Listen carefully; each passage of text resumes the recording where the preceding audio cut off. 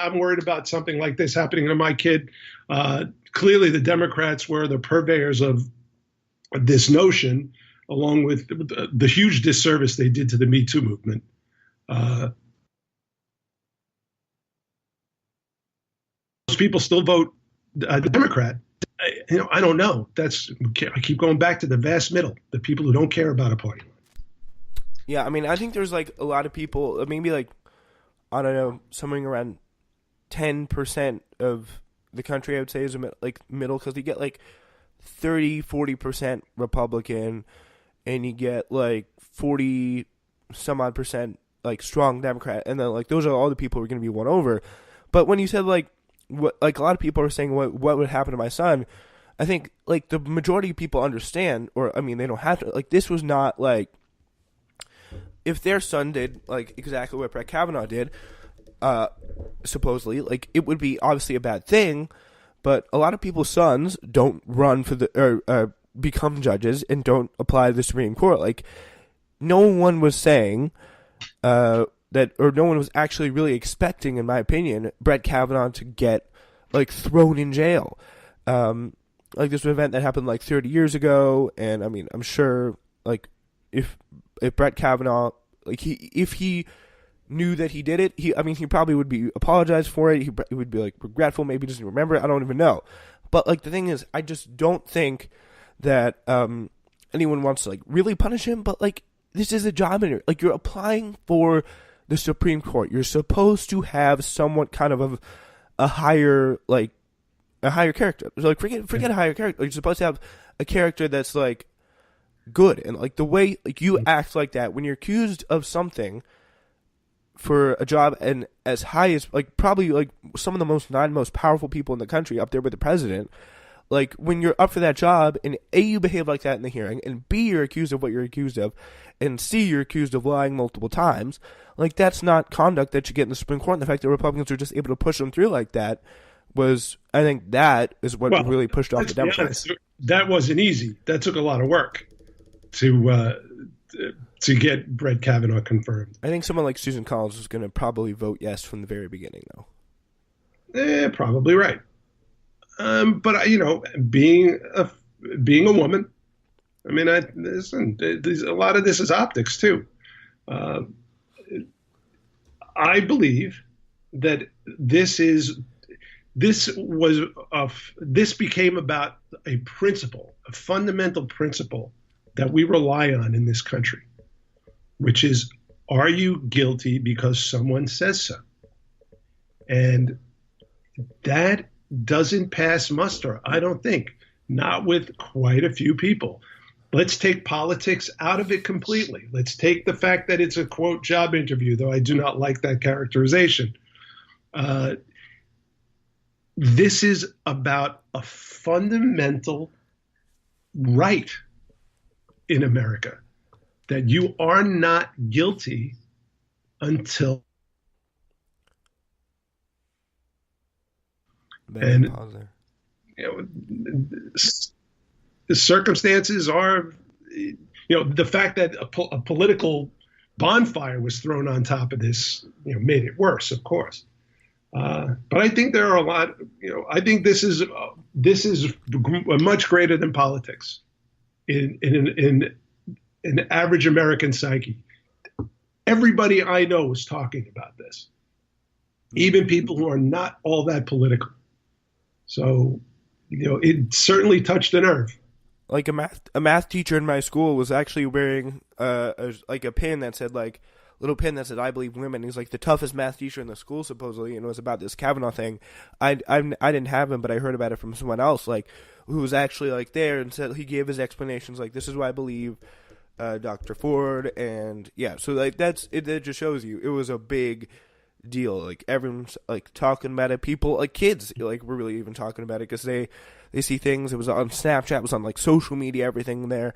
And I mean, I just don't think that's like kind of a way a lot of people saw it. Like, but I just think when you say you remove the fact that it's a job interview, like I think, or at least I hope, a lot of people understand like what this was. And it wasn't like we're not deciding Brett Kavanaugh's life here. We're just deciding whether or not he should be on the Supreme Court. And well, unfortunately, if this was an actual criminal trial, I think he would be afforded kind of a lot more respect and a lot more like reasonable doubt. But like, it's just, you got to be honest though. The byproduct of it would have been to destroy someone's life, which is probably still destroyed anyway. So you've got people talking about asterisks and impeachment, and I mean, this guy's never going to have. There's never going to be a clean slate for him again. It's that simple, and it comes down again to that principle of, is he guilty of doing it? Forget about the other two charges. Those were ridiculous. And the fact that they were allowed to be read into the record is disgusting. But are you talking about the Deborah Ramirez and the Julie Swetnick? Yes. I think Avenatti's got to hand in his membership to the Democratic Party, because he did a huge disservice to the momentum that it seemed that the committee had. Yeah. Anyway, it's like I said, this is far more that this is.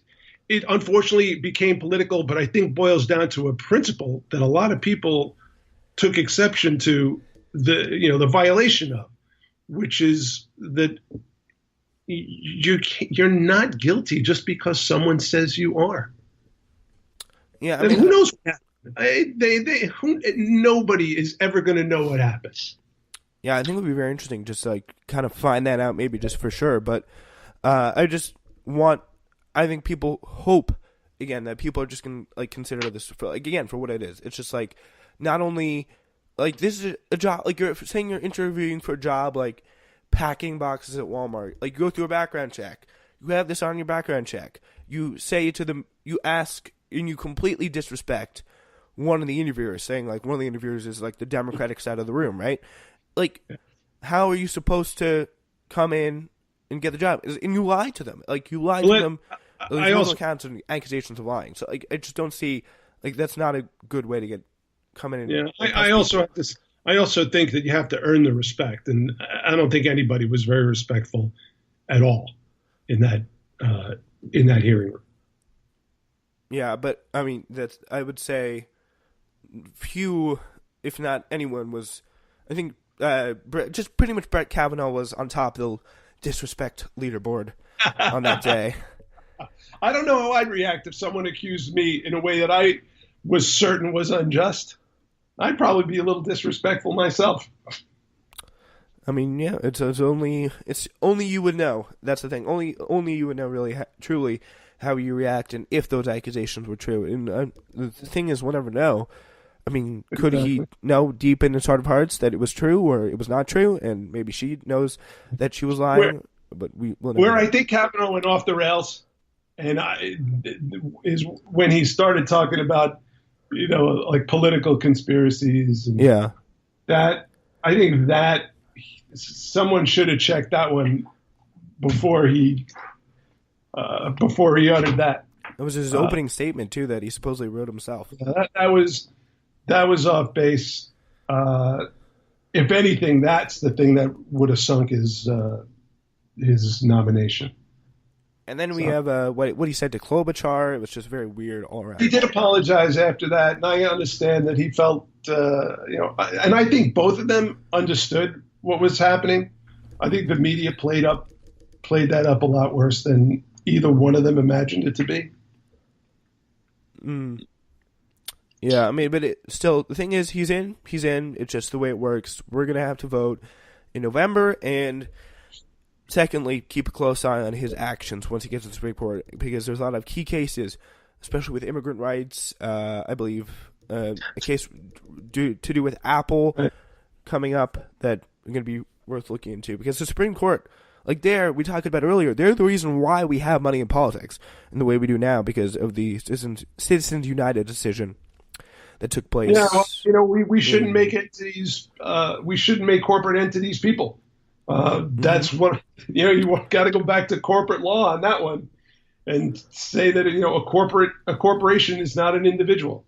Uh, until we dump that, you're going to get the Supreme Court.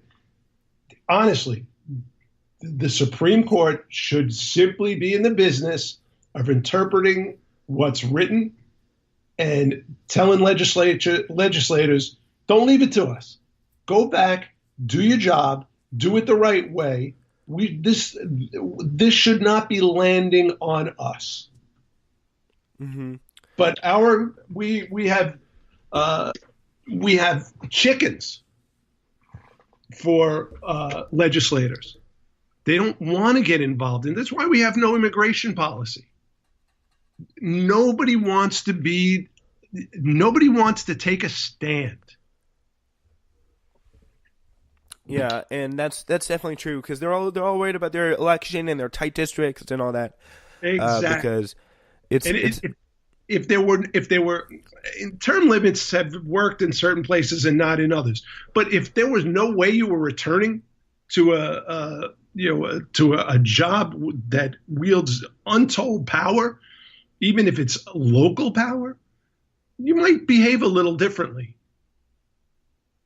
Yeah, and we look at people like John McCain, Jeff Flake. They got a little bit bolder in their end, but not really, because Jeff Flake still again fell in line because he actually believed he supported Kavanaugh. He's a Republican. Kavanaugh's Republican. So that's not something I personally expected him or Susan Collins, because they're both they have these positions, they have these beliefs that Republicans hold. Like, it's a Republican voting for Republicans. It's not that surprising. But it is very, very strange that we have the Supreme Court in the way that we do, and it's just such a. I think it's definitely worth looking into term. Like, Ruth Bader Ginsburg should just be able to retire at this point. I mean, I think if you have well, she could. She just won't do it now. Yeah, obviously for the reasons of If she retired, people would be screaming. Okay, so you brought up Ginsburg. Should she have an asterisk? She said some pretty unfavorable things about our president. How come she doesn't get an asterisk? Because everyone in the Supreme Court is political. It's a political body, and it's not anything more than just saying a political comment about how she feels. Yeah. I think those people, I think by some code of ethics, shut your mouth. Yeah, and it's just, I don't think it's ever going to happen, because the Supreme Court is just, it's inherently political. There's liberals, there's Democrats, and there's conservatives. But I definitely think there should be term limits for the Supreme Court, because, I mean, I am saying this, I know, after Kavanaugh, it's just, we shouldn't have this much of a stranglehold. There should be some change. There should be some kind of a little bit of a switch. It just seems wrong that people hold that amount of power for that period of time. I can say this. I do believe that Brett Kavanaugh will surprise people, and in a number of ways.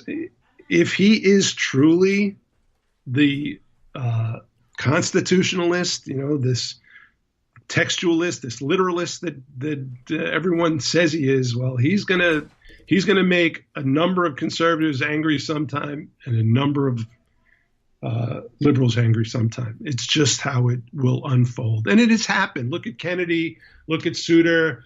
They all ended up handing down decisions that just enraged the right. So it happens. At least in his first week, one person he's surprised is that Neil Gorsuch, who already literally had to come around and say that thing about holding immigrants immediately in detention if we find out they just committed jaywalking or something like that. It was some immigrant detention policy. I forget the specifics of it, but so he already had Neil Gorsuch saying maybe that's a little bit harsh, bud. That's just in his first week. So it kind of gets it made liberals like me whoa, take a step back. But I do believe that there will be some surprises. I really do. Yeah, well, the only thing is, it's a wait and see scenario on that front. All right, that is all the time we have for today. Thank you so much, David, for joining us. Really appreciate it. It is always a pleasure talking to you.